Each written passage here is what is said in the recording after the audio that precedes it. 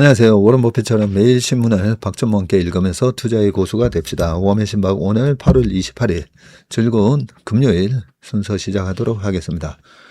시장은 지지부진 월간 전망에서도 말씀드렸지만 8월은 그냥 왔다 갔다 아래꼬리 윗꼬리 다 십자형 말씀드렸지 않습니까? 그죠? 그리고 9월 중순까지 쉬어가다가 그러고 나서부터 9월 말부터 이제 본 게임이 시작되는 겁니다. 작년에 75.6% 올랐고 올해 한때 6월 달에 122%까지 올랐으니까 주식시장이 이번에 7월에 급락 그리고 반등 들어와도 이 정도 쉬는 게 어떻게 보면 당연한 겁니다. 그러니까 너무 마음 조급하게 생각하지 마시고요. 이럴 때 책도 읽고 영화도 보시고 그동안에 소원했던 분들 찾아뵈야 되는 분들 그런 식으로 시간 보내시라고 말씀드렸습니다. 자, 금요일날 제가 안내를 드리겠다고 했던 부분이 있었죠. 그 15% 10번 하는 전략 그 부분에 대해서 안내 말씀을 좀 드리겠습니다. 일단 이름 짓는데 좀 시간이 걸렸습니다. 이름은 CCM 전략, 체슬리 컴파운딩 매직 전략 이렇게 이름을 지었습니다. CCM입니다. 체슬리 컴파운딩 매직, 이 복리의 마법이라는 거죠. 그러면 이 복리의 마법을 어떻게 이제 만들어 갈까? 제가 마법사로서 구체적인 안을 짜봤는데요. 자, 15%를 달성을 했어요. 근데 1등 매니저 따라 하기 위해서도 지금 벌써 5회차인데 지금 5회차에 1등 매니저가 벌써 30% 수익이 넘어갔잖아요. 2차 전지에 대한 비중이 좀 높다 보니까. 그래서 저희 회사 매니저들의 이 역량들, 각자의 모델 포트폴리오를 제시하고 그러면 저부터 오우석 과장, 박성구, 문상모, 최 부사장 쭉 그 MP들이 어떨 때는 이 사람이 잘하고 어떨 때는 이 사람이 잘하고 막 그렇습니다. 자, 그런데 제가 보니까 이 세상 어느 누구도 이 시장을 모든 시장을 다 쫓아갈 수 있는 사람은 없어요. 타자가 18타자를 치는 겁니다. 모든 공을 다 안타로 만드는 거 그만큼이나 그거는 불가능합니다. 불가능하고 아무리 오타니 쇼헤이가 잘한다고 해도 그죠? 3할 때 타자인 거죠. 3할 초반. 그런데 그 다양한 선수들을 1번부터 9번까지 그것도 1번 주자는 웬만하면 출루율이 높아야 되잖아요.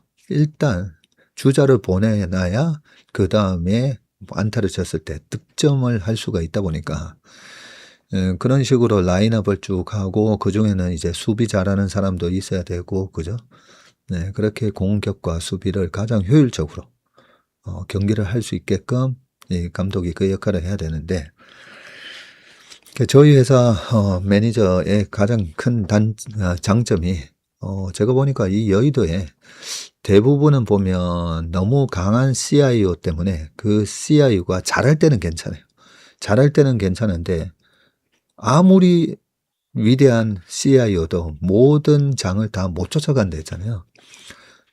바로 저희 회사 건너편에 있는 제가 굉장히 존경하고 우리나라의 워런 버핏 같은 분이시라고 그 장모 회장님도 계시잖아요. 하물며 그 장모 회장님도 모든 장을 다 쫓아가지는 못하십니다. 그래서 우리 회사의 장점은 10번 중에 최소 8번에서 9번은 쫓아가는 그런 MP가 다 있더라는 거죠. 야, 이 피부 미용이랑 이런 것들 잘 나갈 때 1회차에 저희 1등 매니저는 파마리서치나 클래시스 이런 걸 공략을 잘 했잖아요. 그죠? 자, 그 다음 2회차부터는 조방원, 그죠? 조선 또 잘 쫓아가잖아요. 그리고 3회차부터는 반도체. 4회차까지 반도체가 이어졌죠. 6개월 넘게 올랐으니까 9월부터 올해 7월 초까지 갔으니까 그죠. 그래서 3회차, 4회차는 또 반도체에 굉장히 컨빅션 바이를 할 수 있었던 그 매니저의 MP가 좋았고, 그리고 최근에 5회차는 또 2차 전지, 2차 전지에 의미 있는 그런 비중을 실은 포트폴리오를 제시하고 있는 저희 매니저의 수익률이 좋습니다. 그러면 어떻게 이 매니저들의 장점을, 시장이 변화무쌍할 때 그 변화무쌍한 시장에 잘 맞는 MP를 제시하고 있는 그런 매니저들을 요 때는 요 매니저, 요 때는 요 매니저, 이런 식으로 좀 활용을 할 수 있을까? 그게 1등 매니저 따라하기를 통해서 이렇게 하면 되겠네. 그래서 1등 매니저 따라하기와 어서 인턴십, 그리고 저희 고객 1임을 맡기시거나 랩을 하고 중복으로 하시는 분들 많으셨잖아요. 그 중복으로 다 하고 계시는 저희 고객분들이 그 1등 매니저 시스템 괜찮던데, 네, 그런 피드백을 또 주신 거죠. 그래서 제가 한 열흘 동안 이렇게 저렇게 시뮬레이션도 좀 해보고 한 결과 일단 대부분의 10개 시장 중에 최소 8개를 따라갈 수 있는 시스템이 되겠구나. 그러면 솔직히요, 최태원 회장님이 이거 반도체 가격이 너무 더 오를까 걱정이라고 하셨잖아요. 수익률이 너무 좋을까 봐 솔직히 걱정입니다. 자, 두 번째는 제가 늘 강조하는 행복한 투자의 여정. 이 돈 버는 게 일단 1차 목적이긴 해요. 목적이긴 한데 우리가 음식을 먹어도 맛있는 음식, 맛있긴 한데 저 음식만 먹고 나면 배가 아파, 몸에 안 좋은 것 같아, 이러면 안 되잖아요. 그래서 투자도 마찬가지입니다. 투자는 일단 수익률이 좋아야 되죠. 그리고 수익률의 변동성이 좀 적어야 되죠. 자, 그 부분인데, 근데 이 주식이라는 게 이 변동성의 자산이다 보니까 이 변동성 때문에 스트레스를 받으시는 분들이 너무 많다는 거죠. 이 주식이라는 자산에 익숙하지 않은 분들이 그 변동성에 막 스트레스를 받고, 그 스트레스가 또 저희 매니저한테도 연결이 되고, 저희 매니저도 뭐 다 그 수익률이 나빠지면 스스로 엄청 스트레스를 받습니다. 저도 마찬가지고. 오죽하면 제 코가 안 좋아지겠습니까? 그죠? 시장이 막 좀 안 좋아지면. 자, 그래서 이 투자를 어떻게 하면 좀 행복한 투자의 여정이 될 수 있도록 바꿀 수 있을까? 그래서 또 힌트를 얻은 게, 증권사 랩을 하시는 분들 보니까 6% 수익 내고 청산됐습니다, 연락이 가니까 그거 하루 더 있다가 팔아야 되는 거 아닌가요? 이런 얘기 하시는 분들이 한 분도 없다는 거죠. 6% 달성됐어요. 다 좋아하시더라는 거죠.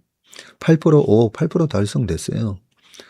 근데 그 6%라는 게, 내가 이거 맡긴 지가 지금 2년이 됐는데 이제 6%야? 이러면 화가 나겠죠. 근데 웬만하면 그죠, 다 1년 안에 다 달성이 되지 않습니까? 1년이 뭡니까? 이 목표 전환형을 운영하는 매니저 입장에서는 최소한 이걸 3개월 안에는 달성해야지, 이런 마음으로 하거든요. 그래서 그동안에 재작년부터 작년, 올해까지 저희가 뭐 랩 시장에 돌풍을 일으켰었죠. 뭐 이틀 만에도 8%짜리 달성시키고 그런 것들이 있다 보니까 목표를 명확하게 해드리는 게 오히려 고객분들이나 이 운용하는 사람이나 목표가 명확하고 그 고를 갖다가 달성을 했을 때는 8%? 10%? 다 좋아하신다는 거죠. 이게 목표 설정이 중요하구나. 막연히 그냥 열심히 잘하자가 아니라 열심히 해서 15% 달성하자, 이런 구체적인 숫자가 있어야 된다라는 걸 깨달았습니다. 그래서 저희가 목표로 한 수익률이 15%예요. 왜냐하면 저희가 1년에 그래도 연평균 15%를 목표로 운용하고 있습니다. 왜냐하면 연평균 15% 하면 딱 5년이 지나면 3억이 6억이 되고, 그리고 또 5년이 지나면 6억이 12억이 된다 했잖아요. 그러면 그 명확하잖아요. 3억이 12억이 되는. 그런데 중간에 이제 왔다 갔다 할 때 어떤 아쉬움들이 있냐면, 저번에 75% 났을 때 좀 팔 걸. 그죠? 75% 났을 때 그때 좀 해지할 걸. 이 껄껄껄 껄무새가 되는 거죠. 저희도 마찬가지예요.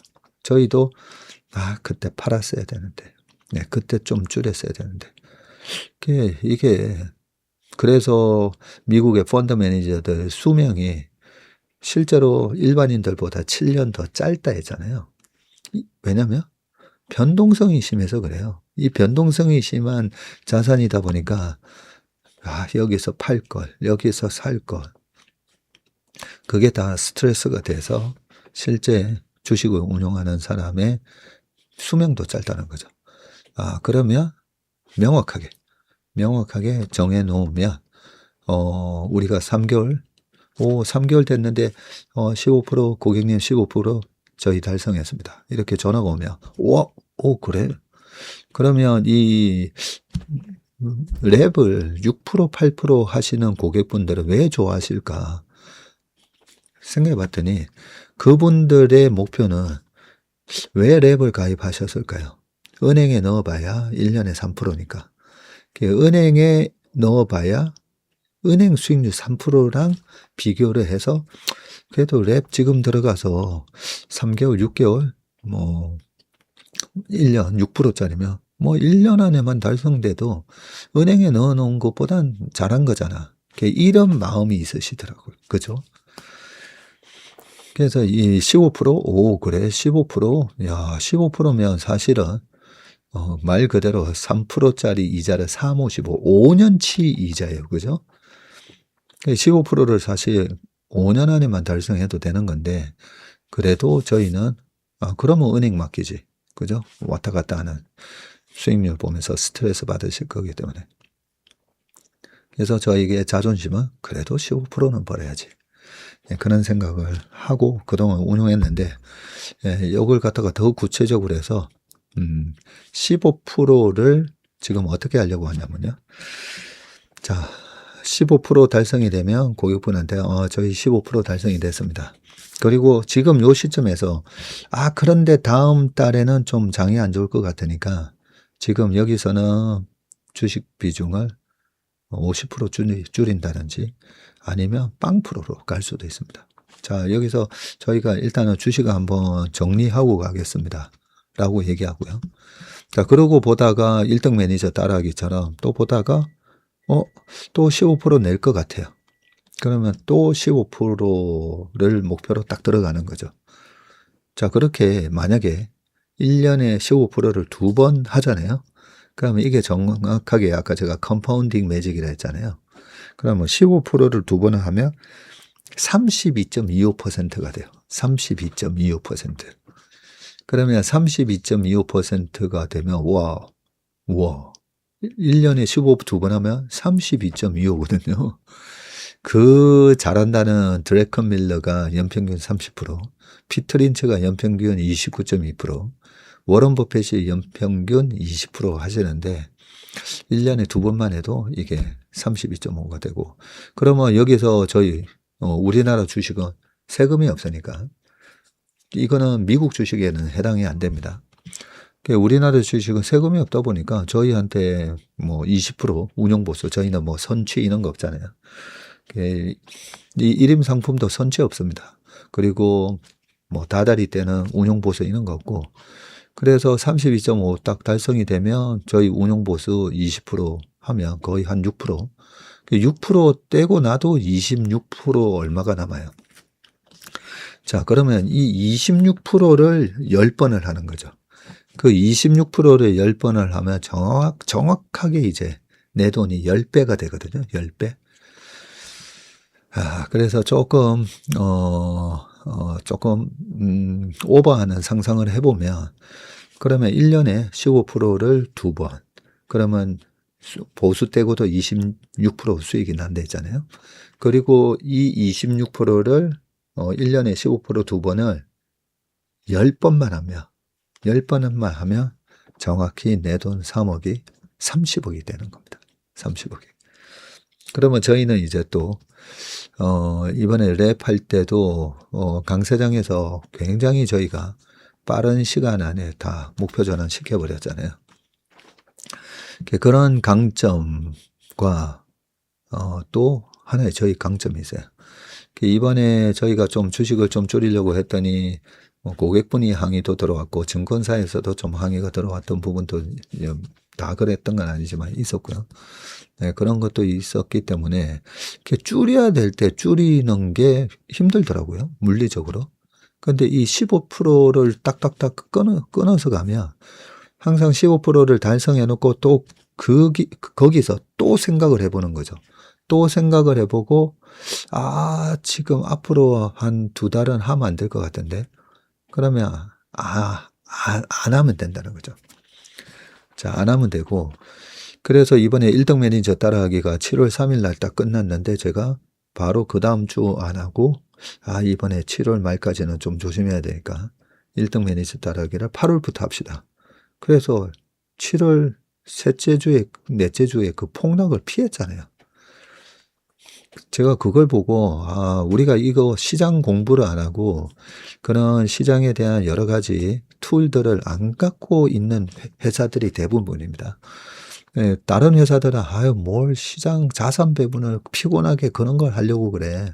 그냥 좋은 주식 담아서 계속 이렇게 뭐 시간이 다 해결해 줄 건데 우리나라에서는 그렇게 운영하는 게 잘 안 맞잖아요. 그래서 딱딱 끊어서 이번에는 이 3개월 안에 15% 안 날 것 같은데요. 그러면 안 하면 그만해요. 네, 그리고 고객분한테는 이 15%가 계속 복리의 마법이 일어나려면 그 손실이 이렇게 확 나면 안 되거든요. 그래서 이번에는 저희가 한두 달 보면서 하겠습니다.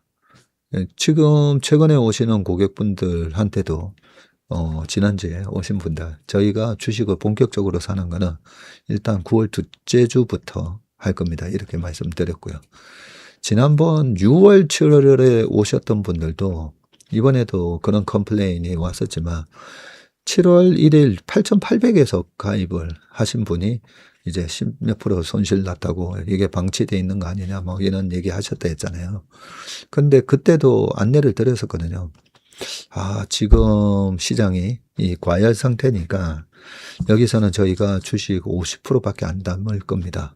그 50%밖에 실제로 안 담았었어요. 안 담고 떨어질 때 ETF 코덱스 200 그것도 삼성전자 하이닉스를 사면 안 될 것 같아서 그 떨어질 때 코덱스 200으로 그죠? 저희가 10% 해가지고 쫙 사들어갔던 거잖아요. 그런 것처럼 새로 들어오는 고객들 설정이 될 때마다 그 시점에서 판단을 할 겁니다.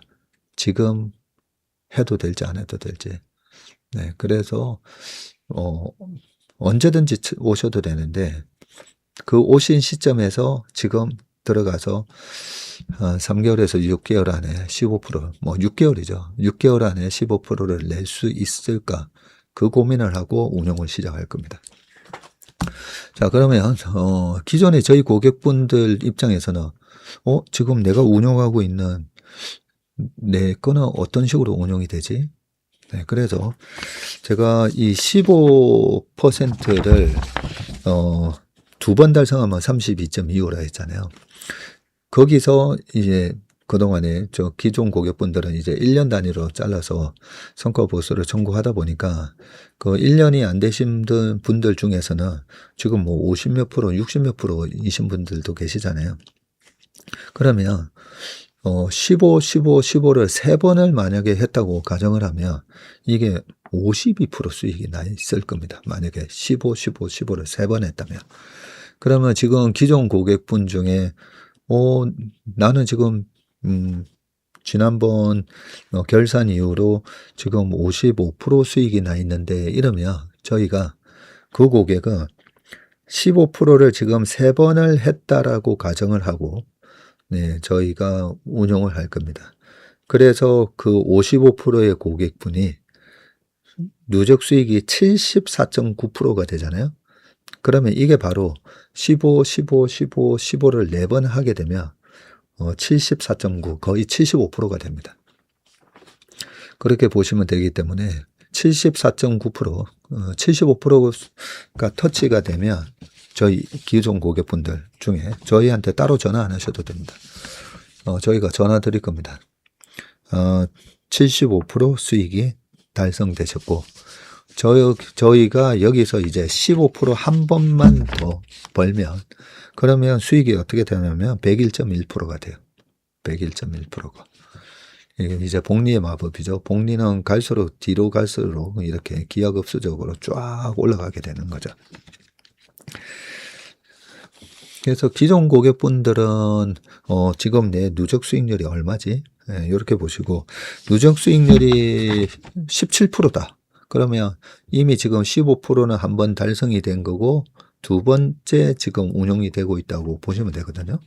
예, 보시면 되고 그래서 두 번째 운용이 되고 32.25가 되면 15% 2번 먹었네. 네, 그렇게 할 수가 있고 1년이 안 됐는데 32.25가 됐다. 그러면 거기서 저희한테 보수를 한번 주셔도 되고 1년이 안 됐으니까 나는 1년 됐을 때 줄게. 그러셔도 돼요. 그러면 보수를 청구를 안 하고 32.25에서 거기서 15%를 만약에 1년에 3번을 했다. 네, 3번을 하면 52%가 되는 거거든요. 네, 그리고 3번을 해서 50이가 됐는데도 아직도 1년이 안 됐네. 그러면 또 그냥 보수 청구 없이 또 지나가도 됩니다. 아유, 이렇게만 되면 얼마나 좋겠습니까? 그죠? 그래서 1년 안에 만약에 15%를 4번 했다. 작년하고 올해는 충분히 이게 가능했던 거잖아요. 그러면 1년 안에 4번을 하면 74.9%, 75%가 됩니다.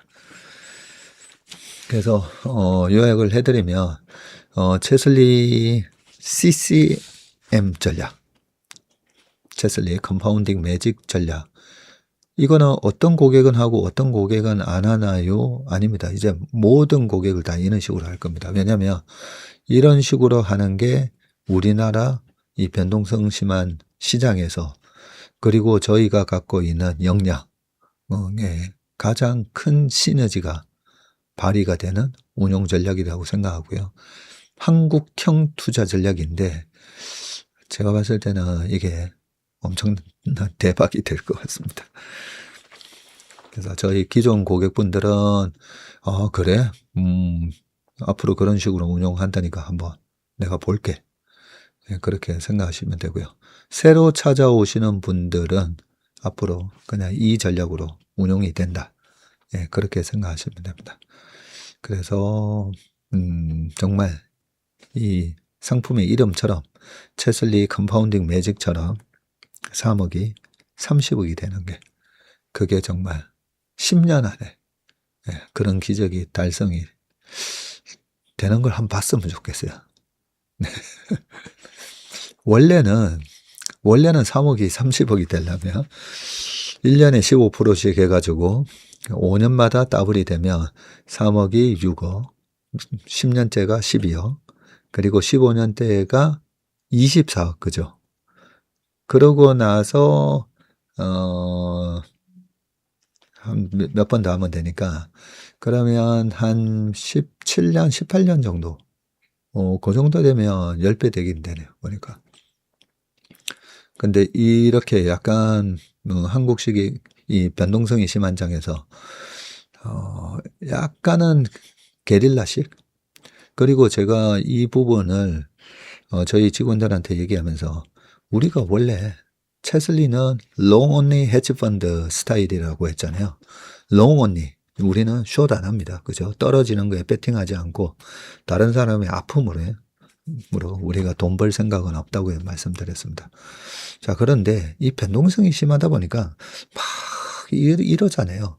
주식을 계속 그냥 담고 가는 거나. 그래서 좀 웬만하면 이랬을 때 딱 끊고 또 시장 짱 보다가 들어가서 요러겠지만 또 15% 나면 딱 끊고 그러면 전체적인 이 수익률 차트도 요렇게 되겠더라고요. 그죠? 네, 굉장히 수익률의 변동성도 좀 작아지고 물론 이번에 1등 매니저 따라하기는 7월 말에 이 급락을 피했지만 실제 1임 계좌랑 랩 계좌도 그렇게 시장 판단에 의해서 주식을 다 줄이고 그런 걸 다 피하는 걸 목표로 하긴 할 건데 그 시장에 대한 판단이 또 틀릴 수가 있잖아요. 작년 9월처럼 이게 작년 9월이라고 또 생각해 보자고요. 판단이 틀렸을 때를 가정해 보자고요. 그러면 줄였어요. 작년 7, 8월 달에 저희가 쫙 줄였잖아요. 편입비를 거의 50 이하로 거의 주식 한 40에서 50까지 갔습니다. 그죠? 그런데, 갑자기, 반도체가 뛰네? 그러면서 저희가 그 1등 매니저 따라하기 3기도 시작했었지만, 실제 저희 1임이나 랩 계좌도 다 반도체로 확 쫓아갔잖아요. 그죠? 뒤늦게 쫓아가는 바람에 시장 대비해서 그때 한 5에서 10% 정도 언더해도 근데 위험 관리 보험 여행 가는데 보험을 들었는데 사고가 안 났네. 사고가 안 난 게 중요한 거잖아요. 내가 보험료 괜히 5만 원 냈네. 보험료 냈는데 사고 나는 게 좋은 겁니까? 아니잖아요. 그래서 작년에 다행히 시장이 급락이 안 나오고 올라갔어요. 올라가니까 그 뒤늦게 이제 쫓아가서 그만큼 못 먹은 거 보험료잖아요. 보험료. 그래서 예측이 틀리면 틀려도 괜찮습니다. 네, 틀려도 괜찮고 맞으면 그나마 피했잖아요. 네, 그렇게 다 맞추지는 못하겠지만 이 채슬리 컴파운딩 매진 전략은 어떻게 보면 또 우리나라 운용업계에 한 큰 획을 긋는 전략이 되지 않을까, 그런 운용사가 되지 않을까, 그런 생각이 듭니다. 물론 다른 회사도 이런 전략을 쓸 수는 있지만 저희 회사는 라인업이 되게 좋다 했잖아요. 신구의 조화가, 저희 아침 회의 하시는 거 보시면 아시겠지만 신구의 조화가 이루어져 있잖아요. 그리고 제가 다른 운용사 좀 옛날에 잘 나갔다가 지금 많이 안 좋은 그런 운용사 대표님 형님들 만나면 제가 항상 느끼는 게 있어요. 세대 교체가 안 돼서 그래요. 세대 교체가. 그래도 옛날에 내가 잘했는데 하시면서 그분들이 계속 관여를 하고 계시거든요. 옛날에 왕년에 내가. 근데 저는 반드시 강세장에는 또 용대리들이 필요합니다. 그래서 저희가 최고의 이 팀 채슬리라고 하지 않습니까? 이 팀 채슬리의 역량이 제대로 발휘되는 그런 운용 전략을 이번에 수립한 거기 때문에 많이 기대해 주시길 바라겠습니다. 자, 그러면 댓글 소통 좀 하려고 하는데 오늘은 댓글 소통 조금만 좀 하겠습니다. 자, 오늘 너무 좋은 일이 있어요. 큰아이가 군대 가서 3번 수술을 했다고요? 훈련 중 2번을 다쳤거든요. 아픔을 이겨내고 군생활 전부 복무하고 무사히 전역, 복학생으로 지내고 있습니다. 큰 장애를 가진 건 아니지만 수술 후 후유증도 있고 해서 국가 유공자 신청을 했었는데 최종 유공자로 선정된 결과 통보를 오늘 받았습니다. 약간 세옹지마 같다, 그죠? 전문의 말씀처럼 나누는 삶을 살려고 노력한 결과인가 싶기도 하고 1임 후에 온 행복이 1임 덕분인 것 같기도 하고 네, 이 큰 기쁨을 채슬리와 함께 하고 싶어 댓글 남깁니다. 둘째는 무사히 군복무 중이고 올 말에 전역 예정이라고요. 둘째는 무탈하게 전역하기를 바라봅니다. 네, 저희 형님 아들도 지금 해병대가 있거든요. 근데 시간 금방금방 지나가더라고요, 또. 네. 두 아드님 데리고 나중에 여의도 한번 오십시오. 제가 저녁에 여기 부추된장집 가서 애들은 그래도 고기 먹어야 되니까 제가 맛있는 삼겹살 사드리도록 하겠습니다. 네, 그레이스님이 대댓글로 바로 새옹지마 딱 달아 놓으셨네 보니까. 네, 댓글이 와 응원가 엄지척이 97개, 대댓글이 뭐 30개 이상 달렸습니다. 네, 이 정도면 책 드려야죠. 그 전역한 아드님 요 책이 목대균 대표의 책이 굉장히 교과서적으로 잘 적혀 있습니다.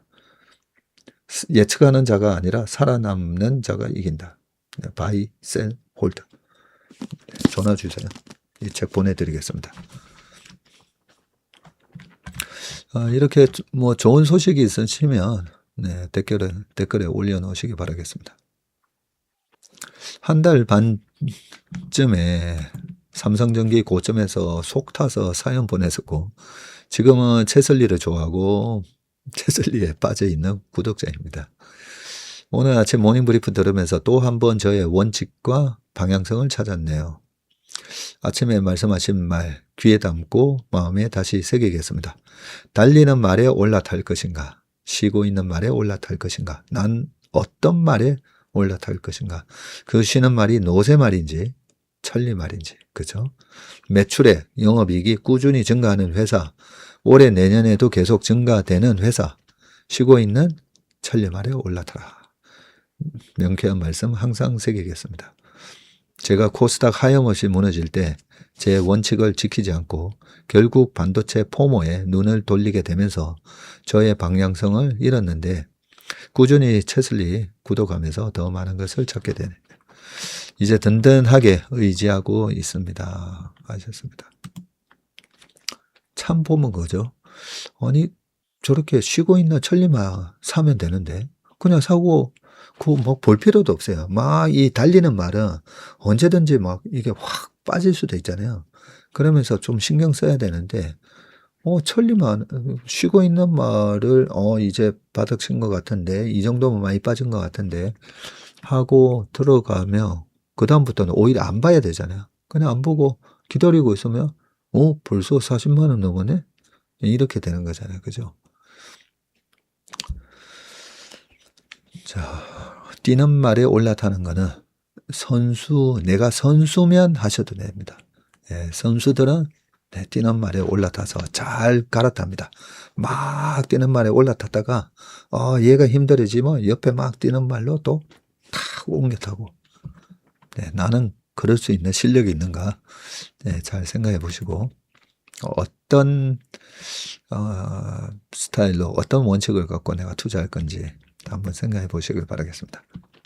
혼자 저평가주만 찾아서 백화점 포트식으로 운영하다 보니 10년째 2배가 되었어요.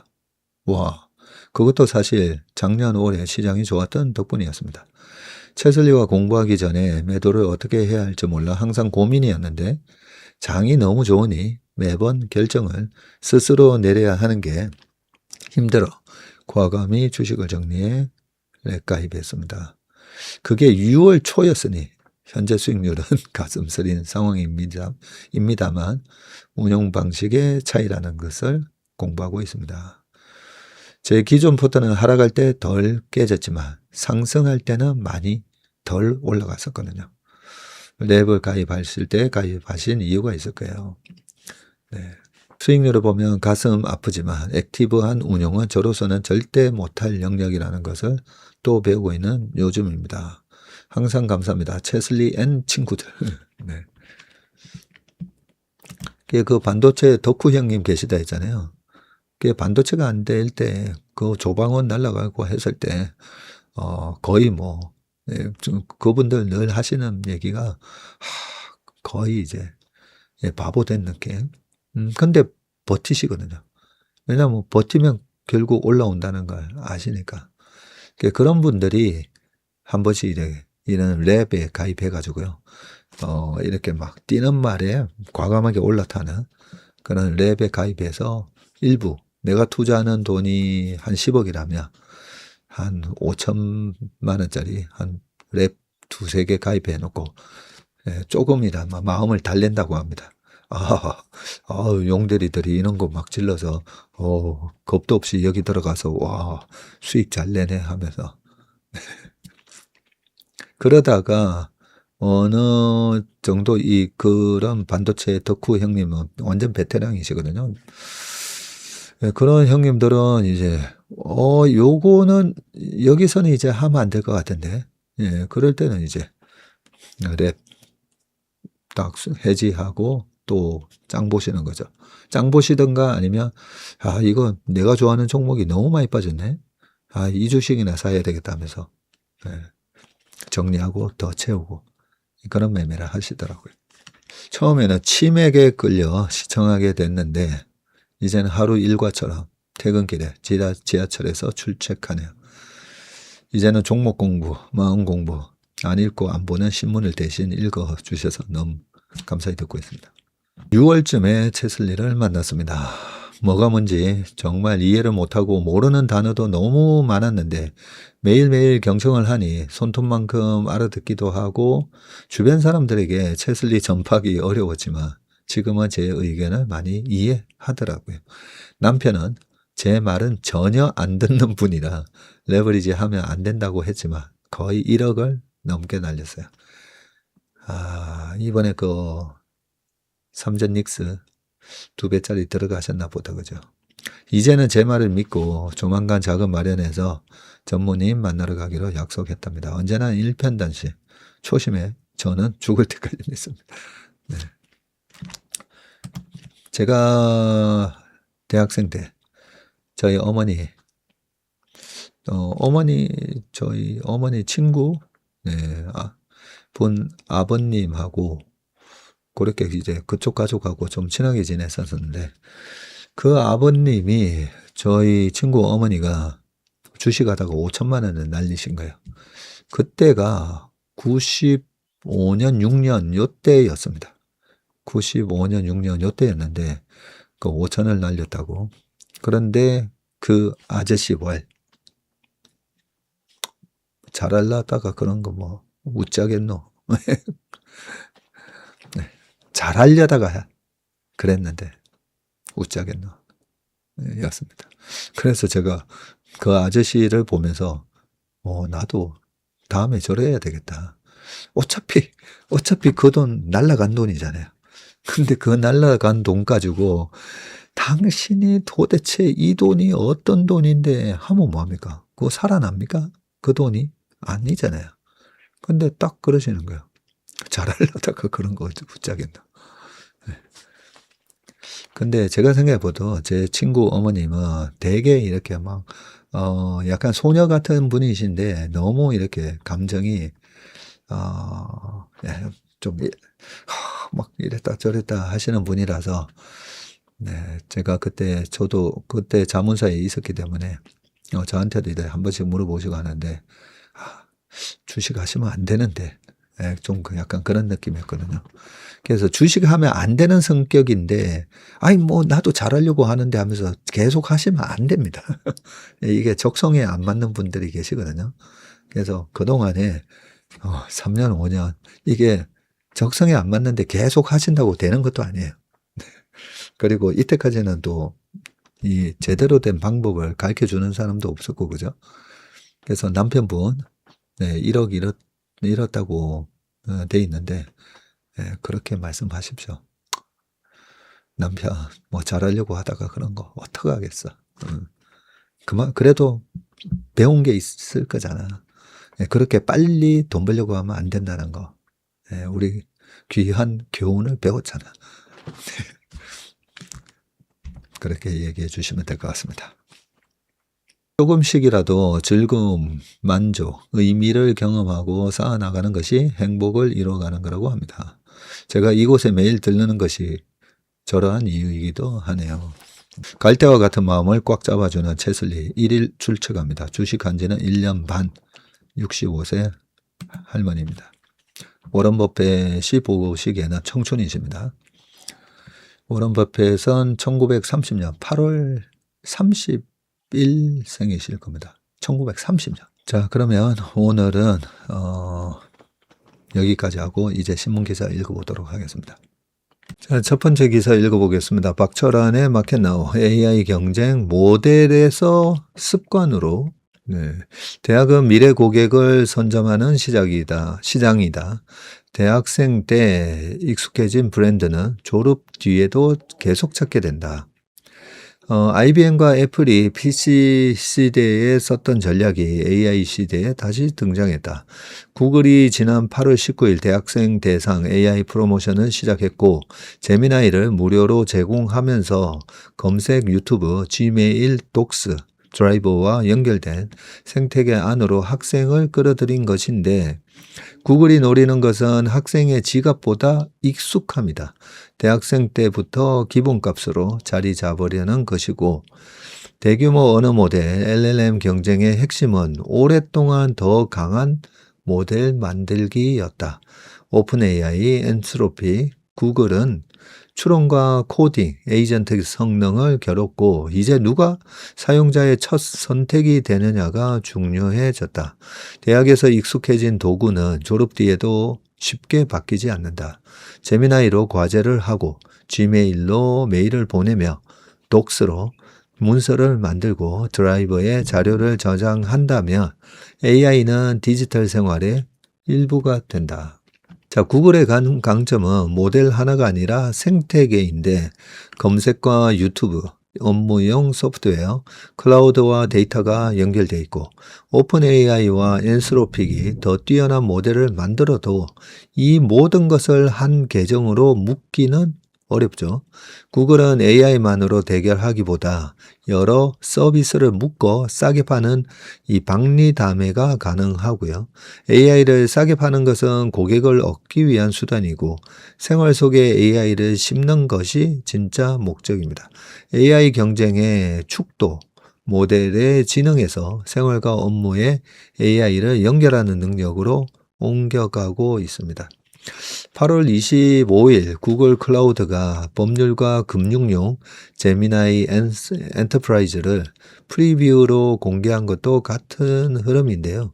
계약 검토와 규제, 모니터링, 금융조사 같은 전문 업무에 이 AI를 연결하고 챗봇을 하나 더 만드는 것이 아니라 AI를 실제 업무에 집어넣는 것인데 자, 이제 중요한 것은 데이터죠.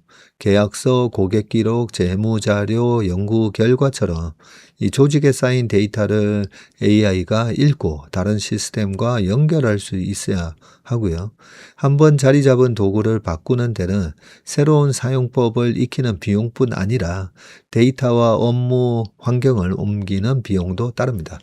조금 덜 똑똑한 모델이라도 이메일, 문서, 데이터와 연결되어 있다면 사용자는 쉽게 떠나지 않을 수 있고요. 구글의 학생 프로모션은 그래서 단순한 할인 행사가 아니라 다음 세대의 AI 습관을 선점하려는 전략이다. 대학생의 손에는 AI를 먼저 익숙하게 만들고 기업의 시스템에는 에이전트를 먼저 심는다. AI 전쟁의 첫 단계에서 모델이 왕이었다. 다음 단계에서는 누가 사용자의 습관과 데이터를 먼저 잡고 그것을 실제 업무에 연결하느냐가 승부를 가를 것이다. 그러고 보니까 저도 대학 때는 HWP, 한글, 아리아 한글 많이 썼다가 어느덧 워드 프로세스로 옮겨가니까 손이 까먹더라고요. 예전에 아리아 한글 쓸 때는 이 단축키 막 손에 막 익어 있었었는데 참 사람의 이 습관이라는 게 그 조금 한 몇 개월 지났더니 아리아 한글 못 쓰겠더라고요. 핸드폰도 마찬가지지 않습니까? 그죠? 핸드폰을 못 바꾸는 이유가 이 손에 이거 습관 때문인데, 그러고 보니까 AI가, 지금 대학생들이나 이런, 처음에 무료로 쓰게 만드는 게 다 이렇게 습관화 시켜서 못 빠져나오게 하려고 하는 그런 마케팅 전략이네. 자, 조윤재 칼럼. 21세기 미국과 중국과 한국. 미국이라는 나라를 가장 잘 아는 나라는 아마도 영국일 것이다. 자, 이코노미스트가 미국 독립 250주년을 맞아서 지난 1월부터 7월까지 7회에 걸쳐서 건국에서부터 오늘날의 족적을 기획 시리즈로 정리를 했군요. 이 깊이 있는 시리즈는 미국이 건국 이후에 언덕 위의 도시처럼 세계에 비추었던 그 성취에도 불구하고 오늘날 경제적 불평등과 정치적 양극화, 현재에 대한 회의와 미래에 대한 불안 속에 빠져 있음을 보여주고 있고요. 여론조사기관 유고브와 지난 6월 미 국민들을 상대로 실시한 조사는 이 전체 응답자의 63%가 지금 국가가 잘못된 방향으로 가고 있다고 답했다고 합니다. 민주당원은 91%가, 공화당원은 25%만 그렇다고 답해서 이 나라가 심한 정치적 분열 속에 있음을 보여줬고요. 미국이 다음 250년 동안에도 존속될 것인가라는 질문에 42%는 거의 확실히라, 42%만이 긍정적으로 답했는데 거의 확실하다고 대답한 사람은 17%네요. 이러한 분열과 불안의 모습은 트럼프 시대에 들어서 더 깊어졌고요. 과거 정부 운영과 대통령직을 제약하던 규범과 제도적인 견제 장치들이 무너짐으로써 건국의 기반이 된 민주주의의 원칙에 대한 신뢰의 위기도 겪고 있습니다.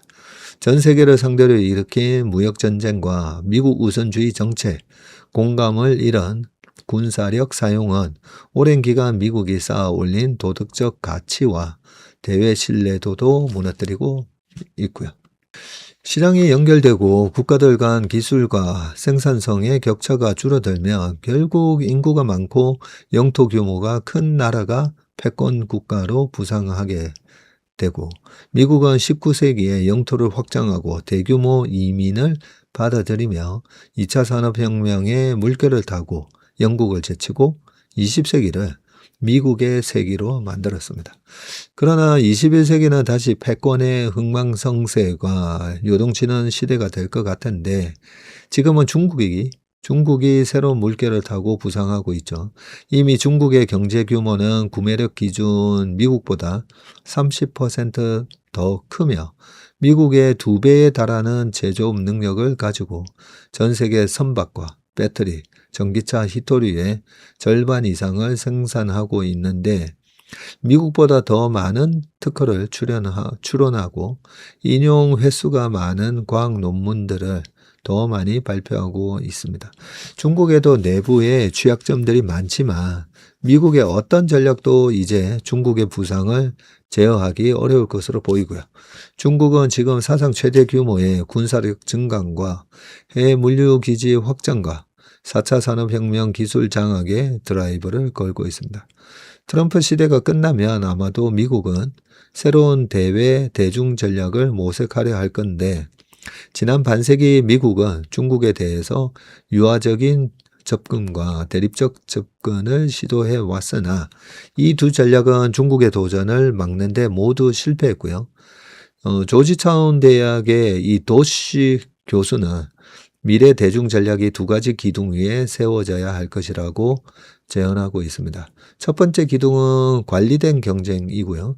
즉 미국의 핵심 이익을 지키기 위해 중국과의 힘의 균형을 추구하되 경쟁의 재앙으로 치닫지 않도록 기술, 무역, 대만 문제와 관련해서 미국이 무엇을 하고 무엇을 하지 않을 것인지 중국에 명확히 밝히고 미국의 목표에 한계를 긋는 것이다. 두 번째 기둥은 동맹과의 연합인데 미국은 시간이 갈수록 혼자서는 중국과 맞서기 어렵고요. 그러나 유럽, 일본, 호주, 인도, 캐나다, 한국 등 동맹국들과 힘을 합치면 무게추는 다시 기울어집니다. 이러한 동맹국들과의 연합은 중국의 GDP보다 2배 이상, 군사비보다도 2배, 특허수보다 3배 더 많으며 전 세계 제조업의 약 절반을 차지하는 반면에 중국은 3분의 1에 그치게 됩니다. 이는 동맹국 지역에 공동의 관세와 규제 장벽을 세우고 이를 통해 동맹국 기업들의 통합된 시장을 제공해서 중국의 과잉 생산 능력이 이들 국가의 산업들을 하나씩 무너뜨리지 못하도록 견제하자는 겁니다. 이와 동시에 미국의 최첨단 군사기술을 동맹에 제공해 억지력을 강화하는 것인데 일종의 신안보 산업동맹인 셈입니다. 미국은 포스트 트럼프 시대에 과연 어떤 전략을 선택해 나갈 것인가? 트럼프 시대에 상처난 신뢰와 동맹국들과의 관계를 재건해 나갈 수 있을 것인가? 한국은 이 연합에서 그리고 중국과의 관계에서 어떤 입지를 구축해 나가야 할 것인가? 남은 21세기는 아직 한 세기의 나이를 넘기지 않은 대한민국의 영고 성쇠의 또 다른 큰 도전의 시대가 될 거다. 세계가 다시 전쟁으로 치닫지 않고 동서양의 세력 균형과 견제의 질서를 더 나아가 동서융합의 질서를 세워나가는 것이 이 지정학적 대변화의 핵위치에 놓여 있는 한국에는 최선의 길이다. 이 도전의 시기를 헤쳐가기 위해 한국이 기본적으로 갖춰야 할 요소는 산업 생산 능력과 기술이라는 이 전략적 자산을 유지 확대하는 거고요. 그리고 장기적 경제 안보 전략을 세우고 실행할 수 있는 국가 운영 시스템을 갖추는 겁니다. 이보다 더 기본은 공동체의 규범과 기풍을 제대로 세우고 정치가 바로 서는 일이라는 것을 국가 흥망성쇠의 역사는 가르쳐준다라고 되어 있습니다. 자, 세 번째 기사 25조 물귀신 작전 메타 유튜브 틱톡 동참하라 콕 집은 이유라고 되어 있는 메타의 설레에 다른 소셜미디어 SNS 플랫폼들이 동참해야 한다. 경쟁사인 틱톡과 유튜브가 청소년 보호 조치를 도입할 것을 촉구한다. CJ 마운이 메타 최고 법무 책임자입니다. CLO는 이 회사 홈페이지에 공개된 발표문에서 이같이 밝혔고요. 메타가 경쟁 기업을 콕 집어 청소년 보호 조치를 요구하고 나서면서 SNS 플랫폼 비즈니스의 대전환이 시작될 전망이다. 자, 메타는 이날 미국 47개 주 워싱턴 DC와 청소년 보호 조치를 강화하고 10년간 약 180억 달러를 지급하는데 합의했네요. 청소년들이 인스타그램과 페이스북을 이용할 수 있는 시간을 제한하고 정신건강 문제를 부추기는 일부 기능을 제한하기로 했습니다. 자, 이번 합의는 극적인 굴복으로 평가가 되는데 앞서 미국 주정부는 메타가 청소년의 강박적 이용을 유도하도록 페이스북과 인스타그램 알고리즘을 설계했다며 소송을 제기했고요. 자, 혐의를 부인하던 메타는 재판이 시작된 지 일주일여 만에 합의를 택했고요. 필 바이저 콜로라도주의 법무장관은 성명을 통해서 자, 이번 합의는 법원이 선고할 수 있는 수준도 훨씬 뛰어넘는 조치라고 합니다. 자, 합의한 대로 청소년 보호 조치가 적용이 되면 SNS 운영 방식은 대폭 변화할 전망인데요. 메타는 향후 6개월 안에 새로운 기능들을 순차적으로 도입하기로 했고 구체적으로 미국의 모든 18세 미만 청소년 이용자들은 이 인스타그램과 페이스북을 합쳐서 이용 시간이 하루 2시간으로 제한된답니다. 이제. 중독과 수면 방해를 막기 위해 자정부터 오전 6시까지 앱 이용이 차단이 되고 학기 중에 알림을 차단하는 이 스쿨 모드도 적용이 된다네요. 쟁점이 됐던 알고리즘 추천 방식도 바뀌었는데 청소년 이용자는 개인 맞춤 추천 대신 자신이 구독한 계정의 게시물만 시간 순으로 보는 이 비개인화 피드를 선택할 수가 있고요. 게시물의 좋아요 수는 기본적으로 비공개 처리가 되고 자동 재생도 끌 수가 있답니다. AI 끊임없이 컨텐츠를 보여주는 방식을 배제한 건데 AI가 외모 강박을 부추긴다고 지적됐던 성형수술 및 과도한 메이크업 필터도 제약이 되고요. 메타는 합의안에 업계 동참 조항을 집어넣었는데 총 합의금의 약 70%인 127억 달러는 앞으로 10년에 걸쳐서 지급하지만 나머지 30%에 해당하는 53억 달러는 틱톡, 유튜브, 스냅챗 등 다른 플랫폼 기업들이 메타와 유사한 합의를 주 정부와 체결할 경우 지급하기로 한 거랍니다. 월스트리트저널은 청소년들이 경쟁 앱으로 옮겨가지 않는 환경을 만들기 위한 메타의 전략이라고 설명을 했네요. 청소년 보호 조치는 SNS 모델 설계 자체를 바꾸는 작업이라는 점에서 파장이 클 전망이고요. 지금의 메타를 있게 한 무한 스크롤을 비롯한 주요 수익 모델이 여론과 규제의 압박을 받고 있다는 취지입니다. 익명을 요구한 대형 로펌 변호사는 중독성 혐의 등에 대해서 완강히 버텨왔던 이 빅테크가 완전히 백기를 들었다면서 SNS의 비즈니스 모델이 천문학적인 합의금 등 리스크가 됐다는 점에서 업계 전반에 영향을 미칠 것이라고 했고요. 다만 청소년 보호 기능을 둘러싼 실효성 논란도 끊이지 않고 있는데 월스트리트저널은 어린이 청소년이 SNS 계정을 만들 때 나이를 속이거나 가짜 부모 계정을 만드는 것을 막을 수 있는 완벽한 시스템은 없다고 지적했습니다. 청소년들이 SNS를 몰래 사용하는 이 음지화 현상이나 시간 제한을 피해서 다른 플랫폼을 옮겨 다니는 이 풍선 효과가 심해질 수도 있다는 점도 우려사항으로 꼽히고요. 카타리나 콥 디지털 민주주의 센터 부소장은 자녀 보호 기능은 시간적 여유가 있고 기술에 능숙하며 자녀와 안정적인 관계를 유지하는 성인이 있는 가정에서만 효과가 있다고 한계를 지적했습니다. 일부 국내 플랫폼들은 이미 자체적으로 아동 청소년 가이드라인을 정비했다는 입장이고요. 플랫폼 업계 관계자는 기존에 내놓은 청소년 보호 기능이 있기 때문에 이번 메타 합의 이후로도 서비스 이용에 큰 변화는 없을 것이다 고 말했습니다. 자, 1년 뒤에도 없어서 못 판다. AI 둔화론을 일축한 엔비디아. 엔비디아가 또 한 번 시장의 눈높이를 뛰어넘었는데 13분기 연속 최대 매출 기록을 세운 데 이어서 시장 예상을 웃도는 어닝 서프라이즈까지 내놓으면서 실적 질주를 이어갔고요. 하지만 시장을 더 놀라게 한 건 내년 전망이었습니다.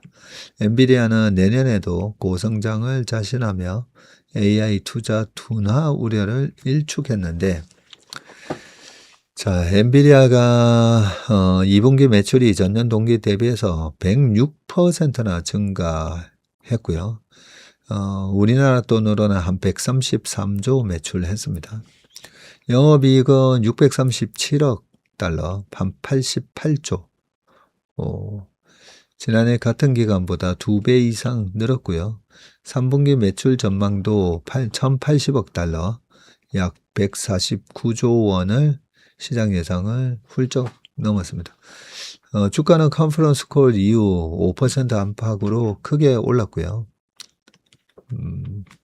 그동안 다음 분기 전망만 제시했던 엔비디아가 이례적으로 내년 매출이 올해보다 약 70% 늘어날 거라면서 깜짝 전망을 내놨기 때문입니다.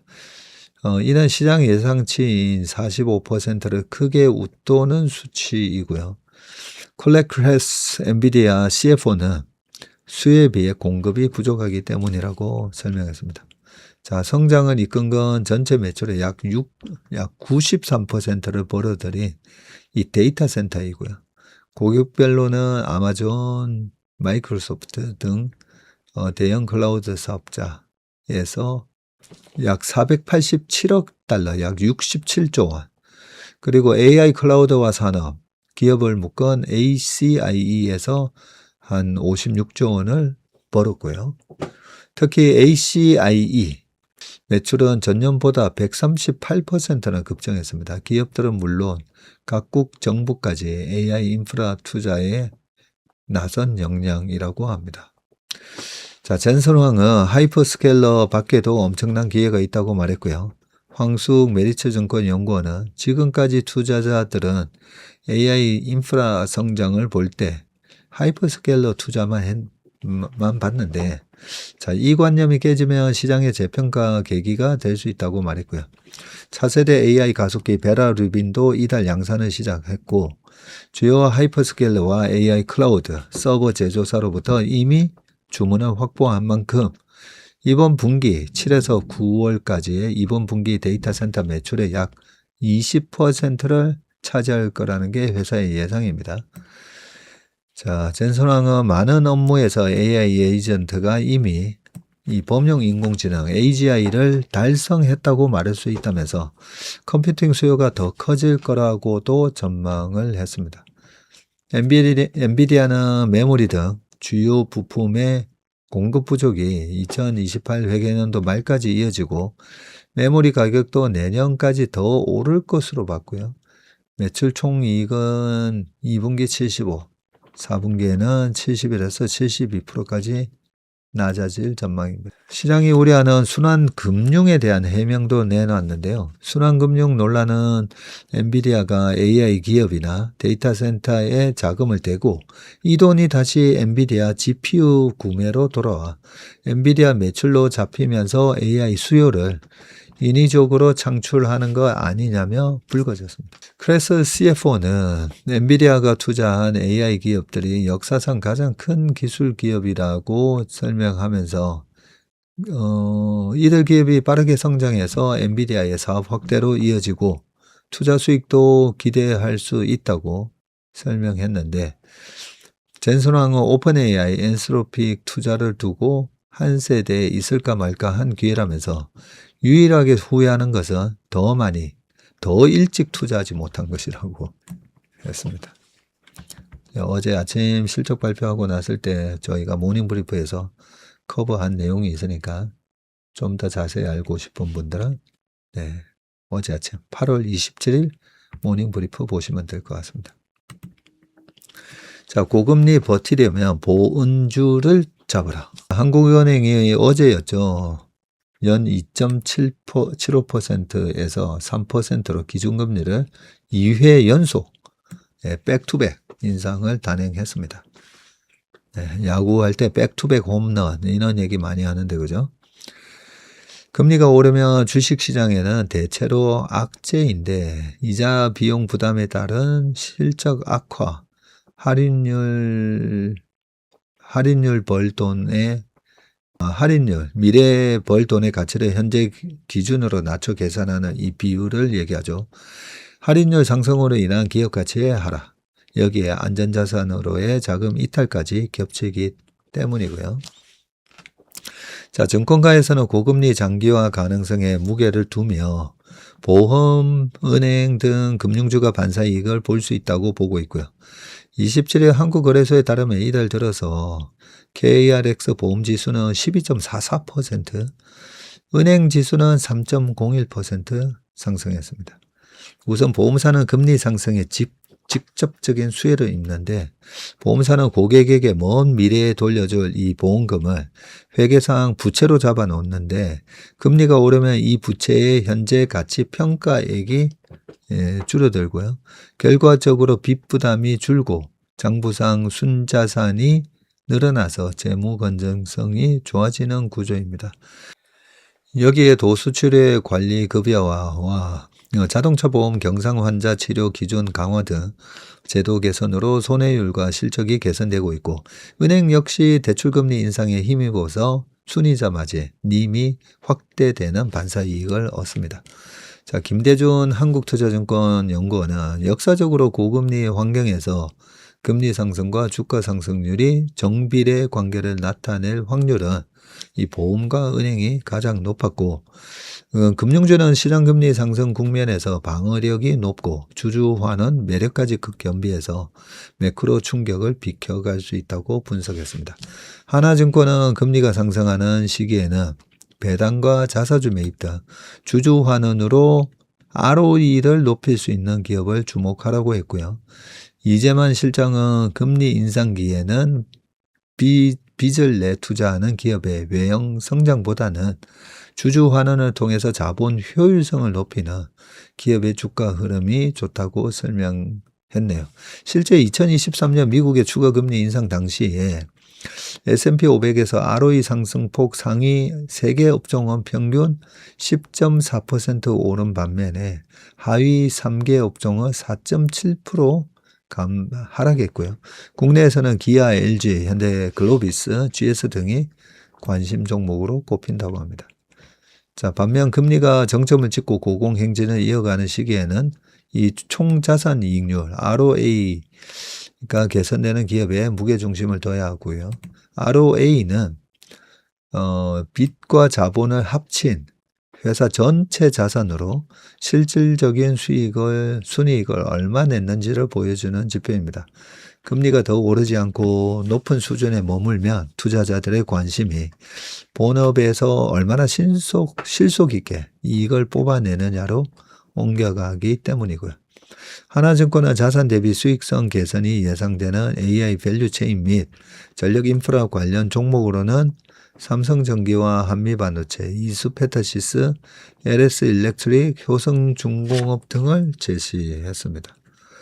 자, 전통적인 경기 방어주인 음식료, 화장품 등 이른바 필수 소비재도 주목할 만하고 이들 업종은 고환율, 고금리, 고물가 등 3고 환경에서도 대응력이 좋은 종목으로 꼽힙니다. 실제로 코로나 직후 글로벌 긴축이 본격화됐던 21년에서 22년 당시에도 증시 급락장 속에서도 상대적으로 우수한 수익률을 기록했고요. 자, 이들 들어 코스맥스가 53, APR이 35.7, 빙그레가 33.83, 삼양식품은 21.71% 올랐습니다. 자, 마지막 기사입니다. 주식 팔아야 하나? 오늘 밤 11시 코스피 운명을 가를 한마디. 네. 케빈 워시 의장의 잭슨홀 기조연설이 있죠. 자, 내용 한번 보겠습니다. 한국과 미국의 통화정책이 국내 증시의 향방을 가를 분수령을 맞았는데 한국은행이 2차례 연속 기준금리를 올린 가운데 케빈 의장이 취임 후 처음으로 잭슨홀 연단에 서게 되고요. 워시 의장이 미국 장기 국채금리 상승을 이미 충분한 긴축으로 평가하면 국내 정치가 안도할 수 있지만 물가를 잡기 위한 또 추가 기준금리 인상 필요성 이런 걸 강조할 경우에는 코스피가 다시 큰 폭의 조정을 받을 수 있다는 분석이 나옵니다. 시장의 관심은 워시 의장이 매파인지 비둘기파인지 앞으로 어떤 지표를 근거로 통화정책을 결정하겠다는 이 반응 함수를 제시할지에 쏠리고 있고 미국의 단기 정책금리뿐 아니라 2007년 이후 최고 수준까지 오른 장기 국채금리를 어떻게 평가하느냐가 코스피 7,000선 안착 여부를 결정할 핵심 변수로 꼽습니다. 워시 의장은 지난 5월 취임한 뒤 처음 하는 잭슨홀 연설이고요. 오늘 밤 우리나라 시간 11시입니다. 올해 심포지엄 주제는 금융혁신, 지급결제와 정책에 대한 시사점이네요. 스테이블 코인과 토큰화 자산, 지급결제 혁신 등이 주요 의제로 다뤄질 예정이고요. 자, 그러나 시장은 금융혁신보다 워시 의장의 통화정책 발언에 촉각을 곤두세우고 있는데 페드는 지난달에 금리를 동결했고요. 그죠?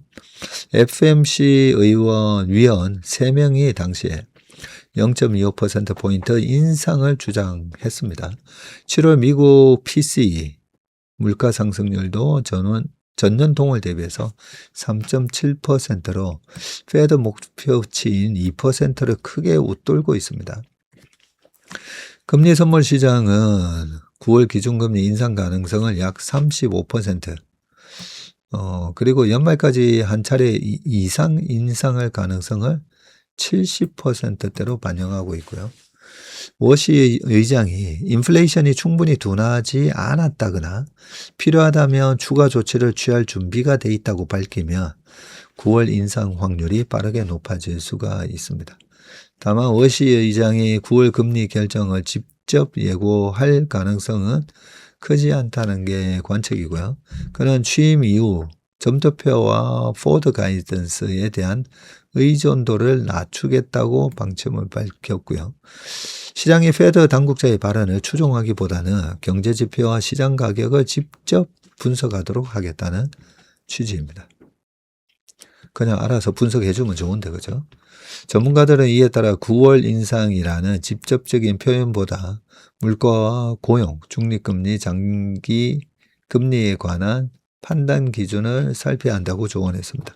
워시 의장이 물가 둔화의 조건으로 어떤 지표를 제시하는지, 최근 장기금리 상승을 정책금리 인상을 대신하는 긴축 효과로 인정하는지가 관건입니다. 자, 이번 연설의 최대 쟁점은 뭐니 해도 미국 장기 국채금리입니다. 자, 30년이 한때 최근에 연 5.3을 돌파했고 2007년 이후 최고죠. 10년물 금리도 연 4.7% 안팎에서 움직이고 있습니다. 재정 적자 확대와 국채 공급 증가, 끈질긴 인플레이션에 대한 우려가 겹친 결과이죠. 재무부는 지난 19일 장기국채 바이백 한도를 회당 최소 40억 달러로 확대하기로 했지만 금리를 안정시키는 효과는 제한적이었고요. 시장에서는 미국 정부가 국채를 다시 사들이는 방식으로만 구조적인 공급 부담과 재정 신뢰도 하락을 해소하기 어렵다는 지적이 나옵니다. 자, 워시 의장의 명목 금리와 실질 금리가 수익률 곡선 전반에서 올라 금융 환경이 이미 충분히 긴축됐다고 평가하면 시장은 안도할 가능성이 크고 장기금리 상승이 기준금리 인상의 일부 역할을 대신하고 있는 만큼 페드가 추가 긴축을 서두르지 않을 것이라는 기대가 커질 수 있어서입니다. 반대로 높은 장기금리를 정상적인 시장 조정으로 평가하면서 물가 안정을 위한 별도의 기준금리 인상 필요성까지 강조를 하면 위험자산에는 이중 악재가 됩니다. 단기 정책금리와 장기 시장금리가 동시에 오르면서 주식의 할인율이 높아질 수 있습니다. 자, 증권업계에서는 주식시장의 가장 우호적인 메시지는 물가 안정 의지를 재확인하면서도 장기금리가 이미 상당한 긴축 역할을 하고 있다고 인정하는 겁니다.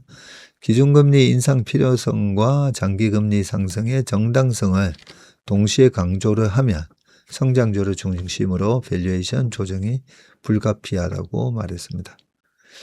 신현송 하는 총재는 향후 4차례 금통위에서 예상하는 기준금리의 중간값이 3.25라고 밝혔고요.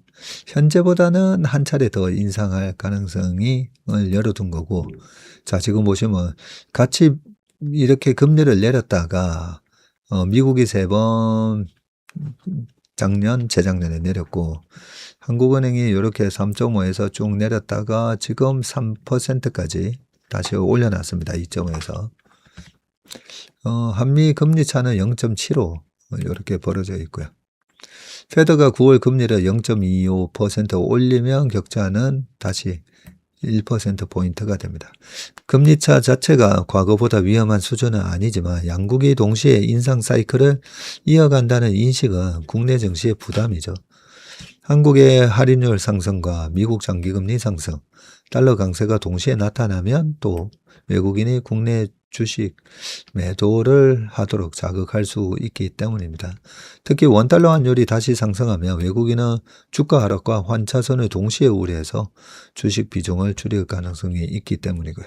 자, 이 잭슨홀 미팅을 앞두고 코스피는 오늘 마이너스 1.79% 빠졌습니다. 증권가에서는 코스피가 7전선을 일시적으로 넘어서는 것보다 미국 장기금리가 안정된 상태에서 이 수준을 지킬 수 있는지가 중요하다고 보고 있고요. 최근 국내 증시의 변동성은 기업 실적보다는 미국 장기금리와 글로벌 투자자의 이 레버리지 축소에 더 민감하게 반응하고 있어서입니다. 자, 워시 의장의 발언이 예상보다 비둘기파적으로 해석이 되면 미국 국채금리가 하락하고 달러 약세가 되고, 그러면 원화 강세, 외국인 수급 개선, 그러면서 코스피 7천 다시 도전, 뭐 이렇게 될 수가 있는 거죠. 최근 미국 장기 금리 상승에 민감하게 반응했던 삼성전자와 닉스 등 반도체주를 비롯해서 바이오와 인터넷 등 성장주의 반등폭이 클 수가 있습니다. 반면에 워시 의장이 고물가 장기화와 추가 긴축 가능성을 강조하면 이 10년물 국채금리가 연 4.75%를 넘어설 수가 있고, 그러면 또 주가가 밑으로 더 빠질 수가 있다. 뭐 이런 얘기를 해놓고 있습니다. 그래서 증권업계 관계자는 국내 증시에는 워시 의장의 문구 자체보다 미국 장기 금리와 원달러 환율이 어떤 방향으로 움직이느냐가 더 중요하고요. 미국 장기 금리가 안정이 되면 반도체 실적을 바탕으로 코스피가 7천선을 다시 넘을 수 있지만, 금리가 재차 반등하면 한국은행의 추가 인상 우려까지 겹쳐서 고평가 성장주를 중심으로 변동성이 커질 것 같다고 말을 했다고 되어 있습니다.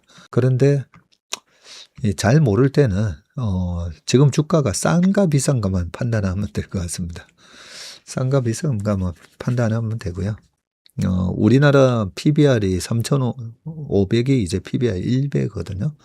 2배가 7,000 수준이고, 이제는 우리가 밸류업도 되고 여러 가지로 기업들이 주주환원을 굉장히 적극적으로 하고 있지 않습니까? 그죠? 그런 의미로 보면 우리나라 이제는 7,000선 정도가 그래도 피벗 포인트가 돼야 되지 않나 싶고요. 그래서 6,500, 6,000 이렇게 떨어지면 떨어질수록 오히려 매수를 해야 되고, 지금은 이제 7,500 위로 가면 또 줄여야 되는 그런 금리 수준이기는 한데, 일단 잭슨 홀 미팅에서 케빈 워시의 성향상 이도 저도 아닌 그런 그냥 담담한 얘기 하지 않을까, 그런 생각이 듭니다. 참 외국인 선물 옵션은요, 오늘 희한한 부분이 포착이 됐는데, 외국인 선물 옵션에서는 오늘 선물을 종가 무렵에 거의 한 8천억 샀고요. 그리고 콜 옵션을 60억 샀고, 풋 옵션을 갑자기 240억 가까이 때리는 모습이 나왔기 때문에 외국인들은 오늘 밤 미국 시장이 반등, 아니면 반도체가 또 강하게 반등하는 거에 대한 배팅을 하고 있는 그런 모습이 포착이 됐습니다. 네, 웜의 신박은 여기까지 하겠습니다. 오늘 업로드가 늦어진 점 양해 바랍니다. 고맙습니다.